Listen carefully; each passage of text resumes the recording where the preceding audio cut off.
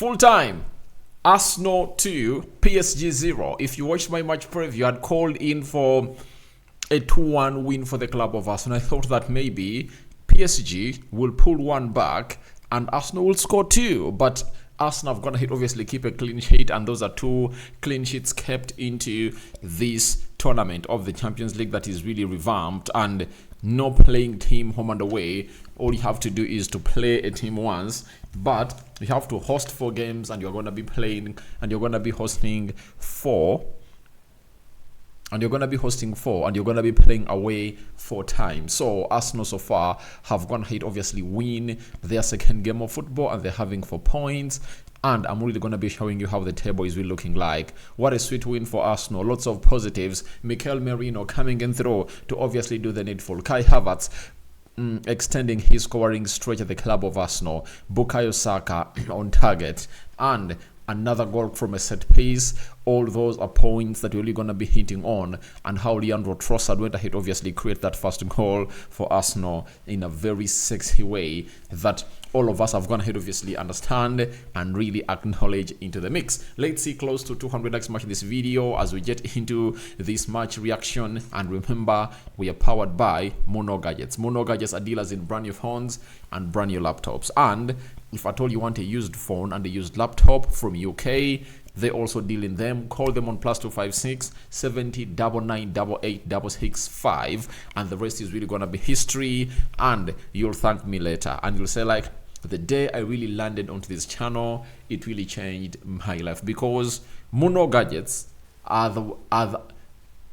what they think they are. That is it. So that is it coming in through from Mono Gadgets, and let's get straight into the beautiful game of football. Now, Arsenal came into this game of football when they really have a lot of pressure, having gone ahead, obviously play or have 9 touches in the opposition box of Atalanta in the game they played, I think, last week, but won, mid, and they saw themselves really draw by 0-0. And obviously, it was the man known as David Raya responsible for saving that penalty that was caused by Thomas Partey. But Arsenal came in through today, and they were like, we're playing at Emirates, we are going to play a high press, and we're really going to be bringing the game. And before they really went ahead to get the best chance of the game, or the first chance of the game, the first best chance of the game, we saw to it that Nuno Mendes came close, and Arsenal is like, this is like a wake-up call.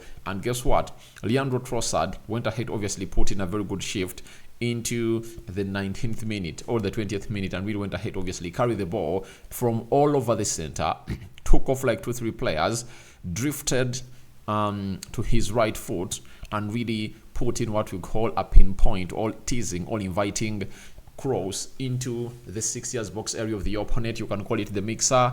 And Leandro and Kai Havertz went ahead to make a late run, and obviously made that ball and really headed it, and it went past Donnarumma, and it was 1-0 for the club of Arsenal. And that goal, for me, I want to give Leandro Trossard his flowers for that run for that hold up he makes, and his brilliancy that he really uses. And I told you that he's a very, very, very good player. I tell you, he's a very, very good player. And he has that line-breaking pass, He really went ahead to read that back line of Arsenal. Sorry, that back line of PSG, Marquinhos, and is it Pacho? And obviously Kai Havertz made a late run and went ahead, obviously score that goal. And this is what I'm always going to tell people, that never judge a book by its cover. Never judge an artist by what he doesn't really offer. If an artist isn't offer it, ask yourself, why isn't he offering it? For the side of Arsenal, I think my word has always gone ahead to be simple to everyone who was like, all right, Arsenal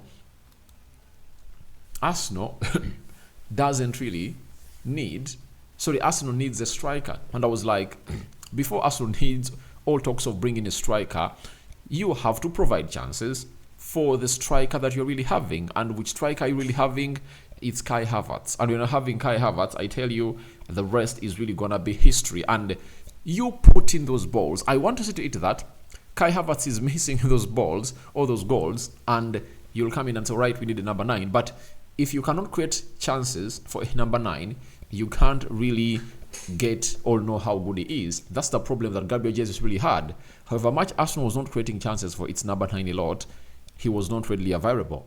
You get? He wasn't readily available, and he needed to be. You get? Or than he needed to be. But for Kai Havertz, he's readily available, and you've gone here to see it that he has scored his first goal in the Champions League in the second game. He has 3 goals into the Premier League and 1 goal into the Carabao Cup, and so far he has 5 goals onto his tally. So I think if Arsenal continue to create chances for this guy, he's obviously going to score goals. You saw it that in the game of Brighton, 2 chances, and he scored 1. Today, he had 1 chance and went ahead to obviously make it count, and that's what Kai Havertz went ahead to do. So, in the 35th minute, obviously, Saka went ahead to obviously lay that set piece into the back of the net to make it 2-0, and they ended half time when it was 2-0 in favor of the club of Arsenal. And I think Bukayo Saka has found himself in a position of really scoring of really getting involved in another set piece, because all the set pieces that Arsenal have gone ahead to score this season, Bukayo Saka has gone ahead to have a hand in them. The first one against Tottenham Hotspur, Saka really had a very huge goal into that beautiful game of football, you understand. Then Man City, you saw that header of Gabriel Magalhaes. Saka went ahead to be responsible for that delivery. Over the weekend, the winner of Arsenal that made it 3-2, and gave Arsenal the lead in the 90th plus 4th minute, that Trossard went ahead to square, was brought in by Saka. And even today, Bukayo Saka has gone ahead to obviously put in a very beautiful set piece, and it has gone ahead to obviously go into the back of the net. So Arsenal have gone ahead to do all what they had to do, and they've gone ahead to win it. And for the set pieces, it's another box ticked by Arsenal, and now they've gone ahead to score a set piece. This is the 3rd goal in the set piece, right?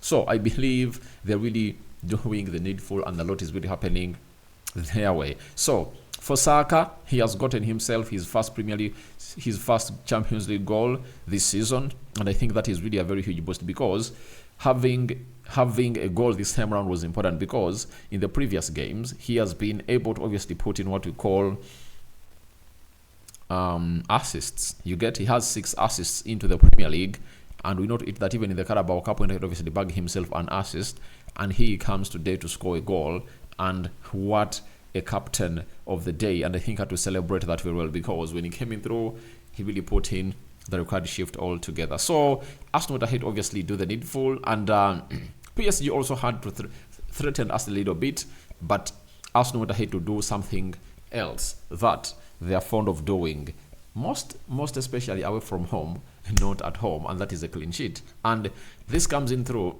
when over the weekend they led by 2-0 at half time, and after that, guess what happened? Leicester City in like 15 minutes went ahead to make it 2-2 for the club of Arsenal, and they left it late.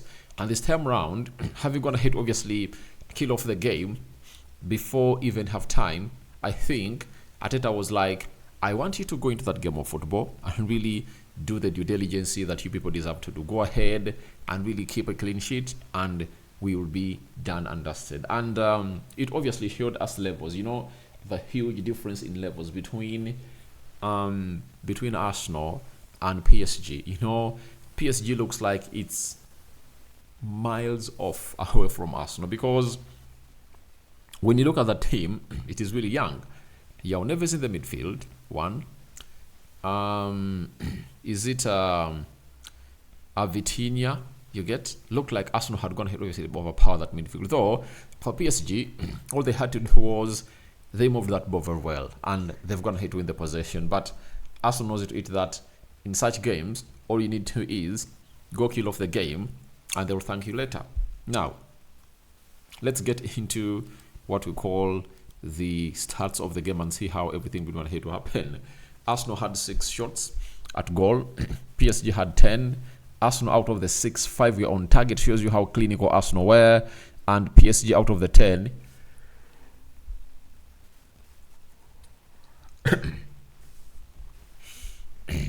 And PSG out of the 10, 2 were on target.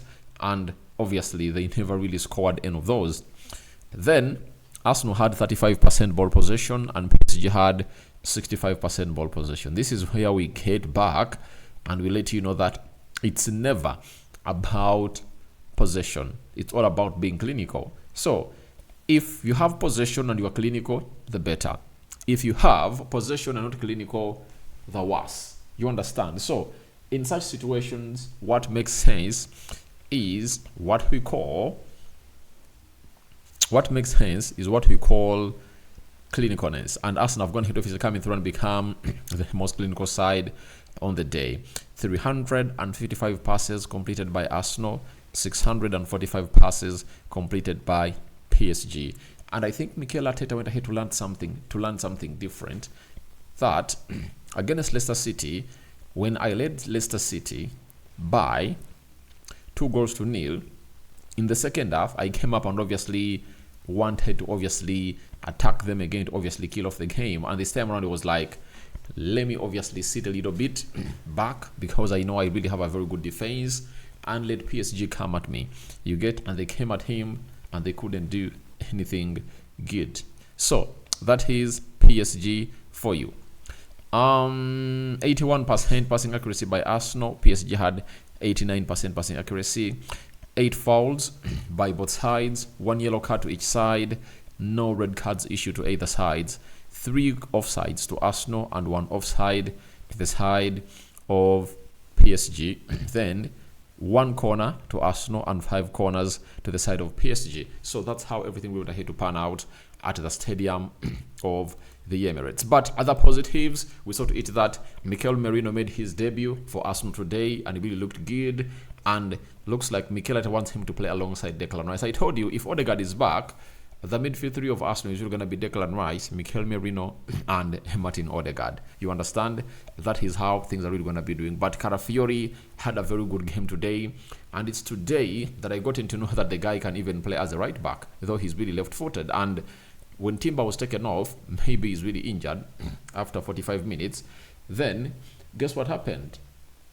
Kivio came on and he played on the left and Carafiori played onto the right, and that was really very important for we, the people who really enjoy the game of football. And Carafiori showed us that he can even overlap even when he's being played as a right back. And even in the first half, what we call his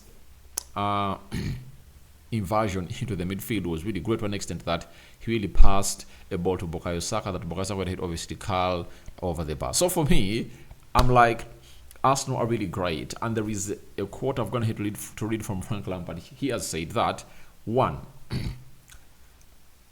what shows that a team is good, killing off the game in different ways. You get, they can square set piece, they can do what we call a build-up play, they can really hit you on the break, they can really just press you, make you lose the ball, and really score. So that shows the goodness of a team, that it can really win a game from all different fights of life. So PSG are really a good side, but I think they are work in progress. That's what you have. That's what you all have to obviously come in through and obviously admit. But Martinelli looked a little bit okay, and I think he's really trying to find his boots. And having gone ahead to score 2 goals over the weekend, I think this time around it really makes huge sense for him to obviously showcase what he really has into this game of football. Then Skelly Lewis obviously came in through and made his Champions League debut at the Emirates. You understand? This time around, when Hedy was not brought on, and that was really a very huge statement made by the manager. Now, how does the Premier League table really stand? Champions League table really stand? Borussia Dortmund, 6 points, 9 goals as the goal difference. Brest, 2 games, 2 wins and 6 points. Leverkusen, 2 games and 6 points. That means 2 wins. Man City, 2 games, 4 points. Inter, 2 games, 4 points. Sparta Praha, 2 games, 4 points. Sporting Lisbon, 2 games, 4 points. Arsenal, 2 games, 4 points, and Arsenal is really 8th. But Bayern Munich is really playing tomorrow, and I believe if they score very many goals, they'll go on top of the table. And Barcelona is 10th. Aston Villa is 11th with 3 points. So other teams are really playing tomorrow, and they're really going to be putting in the Rokani shift altogether. So that's what I had for you here onto the Rokani Media Football. But we all admit that Arsenal really deserved the win, and they showed it every time they really went ahead to attack, and that's what makes Arsenal a different team altogether into the mix. They are cruising to obviously force themselves into the round of 8 to really get some rest, because the top 8 teams will go straight to the quarterfinals, and the next 16 teams will have to play home and away to really choose on the top 8 to obviously find the other already 8 into the quarterfinals. That's how everything is really going to be panning out into the Champions League model of 2024-2025. So guys, I sign out for now. See you later. But your reactions are welcome in the comment section below. Me out.